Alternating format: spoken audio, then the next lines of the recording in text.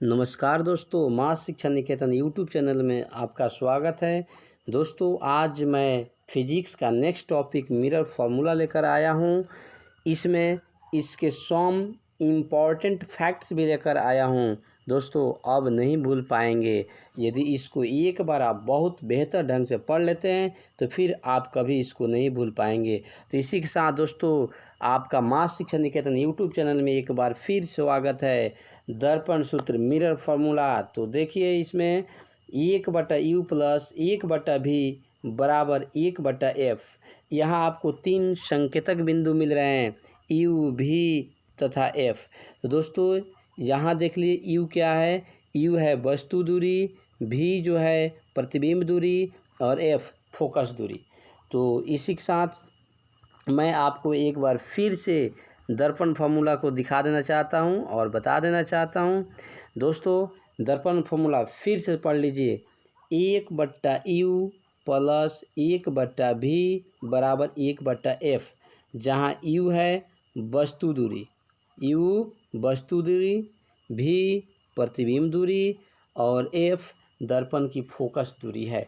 तो दोस्तों, मैं आपको फिगर के माध्यम से दिखा देना चाहता हूं कि u, v और f कहाँ कैसे होते हैं। तो नेक्स्ट में देखिए दोस्तों, ये फिगर है। यहाँ आप देख पा रहे हैं कि ये आपका एक दर्पण है। ये आप एक दर्पण देख रहे हैं, ये दर्पण अवतल दर्पण है। तो दोस्तों, मैं इसमें ये देख रहे हैं अवतल दर्पण है। इस अवतल दर्पण का ध्रुव यहाँ P है। तो अवतल दर्पण के ध्रुव से प्रधान अक्ष पर एक वस्तु AB रखी गई है। तो दोस्तों, दर्पण के ध्रुव से जितना दूरी पर कोई वस्तु को दर्पण के सामने रखा जाता है वही दूरी वस्तु दूरी होता है। और देखिए दोस्तों, यहाँ PB वस्तु दूरी हो गया, जिसको संकेत U द्वारा व्यक्त किया जाता है। तो दोस्तों, ये क्लियर हो गया वस्तु दूरी कि दर्पण के ध्रुव से जितना दूरी पर दर्पण के सामने कोई वस्तु रखा जाता है वहीं दर्पण के ध्रुव से वस्तु के बीच की दूरी को वस्तु दूरी कहते हैं। इसका संकेतक U होता है। नेक्स्ट रहा दोस्तों प्रतिबिंब दूरी। तो देख रहे हैं कि ये जो वस्तु रखा गया है AB, इसका प्रतिबिंब दर्पण के मुख्य फोकस F और C के बीच बन रहा है A डैश B डैश या B डैश A डैश। तो ये दर्पण के ध्रुव P हो गया। तो P से प्रतिबिंब B डैश के बीच की दूरी को प्रतिबिंब दूरी कहते हैं। इसे संकेतक V द्वारा व्यक्त किया जाता है। और दोस्तों, आप तो वस्तु दूरी प्रतिबिंब दूरी समझ गए और फोकस दूरी आपको बताया गया है कि दर्पण के ध्रुव से दर्पण का मुख्य फोकस F के बीच की दूरी को फोकस दूरी कहा जाता है। इसे स्मॉल f द्वारा व्यक्त किया जाता है। इसी तरह दोस्तों, आप देख लीजिए ये उत्तल दर्पण के लिए। उत्तल दर्पण में बिल्कुल ऐसे ही होता है कि उत्तल दर्पण यह है, इसके प्रधान अक्ष पर एक वस्तु दर्पण के सामने कोई AB रखा गया है। तो दर्पण के ध्रुव से वस्तु के बीच की दूरी को यहाँ वस्तु दूरी कहेंगे और इसका प्रतिबिंब जो A डैश B डैश बन रहा है दर्पण के पीछे, तो दर्पण के ध्रुव से प्रतिबिंब A डैश B डैश के बीच की दूरी को प्रतिबिंब दूरी कहते हैं। इसे V द्वारा व्यक्त किया जाता है। अब इसका चिन्ह जो होगा आपको चिन्ह परिपाटी में क्लियर हो जाएगा। तो इसी के साथ दोस्तों मैं अब आगे बढ़ूँगा, लेकिन एक बार फिर से मैं दोस्तों आप लोगों को बता देना चाहता हूँ कि दर्पण सूत्र बिल्कुल एकदम माइंड में बैठा लीजिए इसको कि 1/u प्लस 1/v बराबर 1/f होता है, जहाँ u वस्तु दूरी हो गया, v प्रतिबिंब दूरी हो गया और f फोकस दूरी हो गया। तो इसी के साथ दोस्तों मैं अब लेकर चलता हूँ आपको दर्पण का नेक्स्ट टॉपिक होगा चिन्ह परिपाटी। तो चिन्ह परिपाटी में समझने योग्य बात है। चिन्ह परिपाटी के अनुसार ही फिजिक्स के जो प्रकाश चैप्टर है दर्पण के सारे न्यूमेरिकल इसी के अंतर्गत इसी के नियम से हल किए जाते हैं। तो दोस्तों, इस चिन्ह परिपाटी का 1 नंबर नियम है कि सभी दूरियां गोलीय दर्पण के ध्रुव से मापी जाती है। मैं आपको इसके डायग्राम से अच्छा ढंग से समझाऊंगा, फिर से ध्यान दीजिएगा। कि सभी दूरियां गोलीय दर्पण के ध्रुव से मापी जाती है। गोलीय दर्पण के ध्रुव को मूल बिंदु माना जाता है। दूसरा हो गया, आपतित प्रकाश की दिशा मापी गई दूरियां धनात्मक एवं विपरीत दिशा मापी गई दूरियां ऋणात्मक होती है। 3 नंबर हो गया कि प्रधान अक्ष के लंबवत ऊपर की ओर मापी गई दूरियां धनात्मक एवं नीचे की ओर मापी गई दूरियां ऋणात्मक होती है। तो दोस्तों मैं यहाँ आप लोग को दिखा देना चाहता हूँ, देख लीजिए, ये दर्पण का जो मूल बिंदु होता है ध्रुव, उसको यहाँ P दिखाया गया है, और यहाँ से आपतित प्रकाश है, ये आपतित प्रकाश है, और जो भी दूरी इसको मापा जाएगा ये ध्रुव मूल बिंदु P से ही मापा जाएगा। और ये भी बता चुके हैं कि ध्रुव P से तो मापा जाएगा, लेकिन आपतित प्रकाश की दिशा में जो भी दूरी मापा जाएगा वो धनात्मक होगा, और उसके विपरीत दिशा मापा जाए तो ऋणात्मक होगा। क्लियर।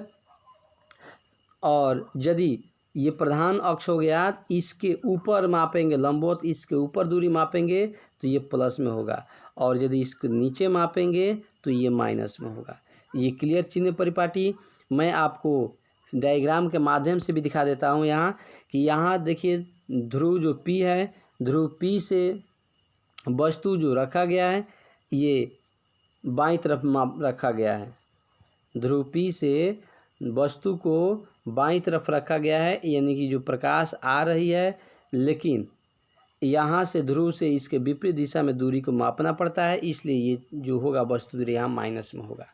यहाँ प्रतिबिंब दूरी भी माइनस में होगा और इसका फोकस दूरी भी माइनस में होगा। तो जो भी दूरियाँ मूल बिंदु P से यानी ध्रुव P के बाईं तरफ मापी जाएगी वो ऋणात्मक होगी, और दाईं तरफ मापी जाएगी धनात्मक होगी। इसी तरह से देखिए उत्तल लेंस में दोस्तों ये आपका वस्तु दूरी ऋणात्मक होगा, लेकिन प्रतिबिंब दूरी हो गया और फोकस दूरी दोनों के दोनों धनात्मक होगा।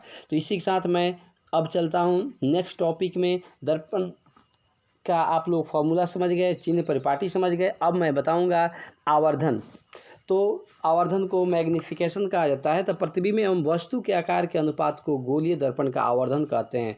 दोस्तों ये आवर्धन एक ऐसा शब्द है कि जो बताता है कि वस्तु के सापेक्ष दर्पण के द्वारा प्रतिबिंब कितना गुना बड़ा या छोटा बनाया जाता है। जितना गुना बड़ा या छोटा बनाया जाता है वही गुना इसका आवर्धन होता है। दोस्तों आवर्धन को स्मॉल m द्वारा व्यक्त किया जाता है। यदि h1 वस्तु की ऊंचाई एवं h2 प्रतिबिंब की ऊंचाई हो तो आवर्धन m बराबर हो जाएगा h2/h1। इस तरह से इसका आवर्धन का एक सूत्र बनता है m बराबर -v/u। दोस्तों ये आवर्धन सूत्र रहा और ये परिभाषा से m रहा।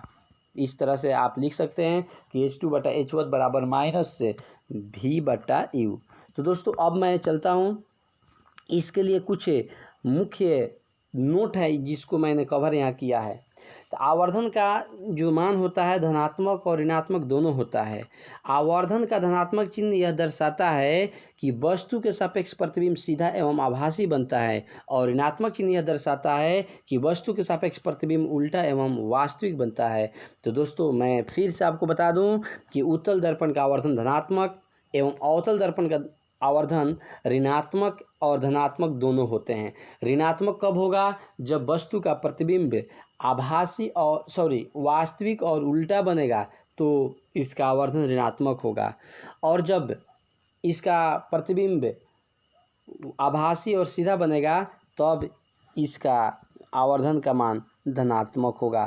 तो इसी के साथ दोस्तों आप ये बहुत ही अच्छे टॉपिक को समझ गए। यदि दिक्कत हो तो फिर कमेंट कीजिएगा। एक और बात दोस्तों आप लोगों से कि यदि आप लोग इसके न्यूमेरिकल का प्रश्न सीखना चाहते हैं तो आप लोग कमेंट बॉक्स में कमेंट कीजिएगा, ताकि यदि आप लोग कमेंट करते हैं तो मैं न्यूमेरिकल इसका जो होगा आंकिक प्रश्न उसका मैं सलूशन आप लोगों को प्रोवाइड कराऊंगा। और दोस्तों यदि वीडियो अच्छा लगे तो लाइक शेयर ज़रूर कीजिएगा।